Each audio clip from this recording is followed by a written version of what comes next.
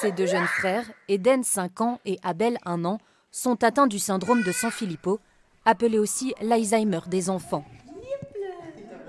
Une maladie génétique rare et incurable. Un terrible diagnostic tombé il y a quelques mois, venu terrasser leurs parents. Au début, on se demande si c'est vraiment réel, quoi. Comment ça peut nous arriver à nous. On venait d'avoir Abel, enfin voilà, on venait de commencer de fonder notre famille, quoi. Enfin, c'est le ciel qui nous tombe sur la tête, en fait. Donc on essaye de passer à autre chose en voulant sauver nos enfants et en voulant trouver une force de se relever, tout simplement. En France, le syndrome de Sanfilippo touche près de 150 enfants et les condamne à une espérance de vie de 15 ans. On sait que ça va commencer par des troubles du comportement, des troubles du sommeil. Ils vont perdre tout ce qu'ils ont appris, tout leur acquis cognitif. Ils vont être pris de démence. Ils vont avoir des crises d'épilepsie et puis ils vont finir handicapés physiques. Le plus dur reste à venir et c'est ça qui est dur, en fait. C'est que c'est une souffrance qui ne s'arrête jamais.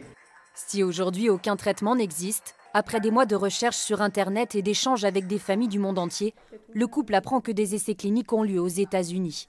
Des essais qui coûtent très cher. C'est 500 000 € qu'il faut qu'on ait dans les 6 mois.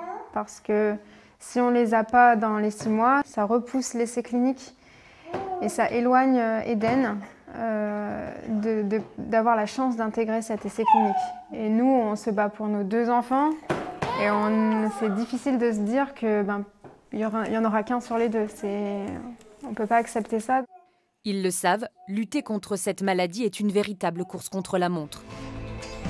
Ils ont lancé une cagnotte en ligne afin de financer la recherche qui pourrait permettre à Eden, Abel et d'autres enfants malades de participer à ces essais cliniques. Cette victoire est ça. Le projet n'a jamais été aussi concret. On a toujours espoir de vouloir soigner nos enfants et c'est ce qui nous maintient, en fait. En menant ce combat aussi, ça nous permet de relever la tête, d'avancer et de pas de passer à autre chose, parce qu'on n'oublie jamais. Puis de toute façon, on ne peut pas s'effondrer parce qu'on a nos enfants. Et on doit être là pour eux. Et on les emmènera jusqu'au bout. Animés par l'amour et l'espoir, Farah et Tommy sont prêts à livrer un véritable combat. Déterminés à tout surmonter pour sauver leur fils.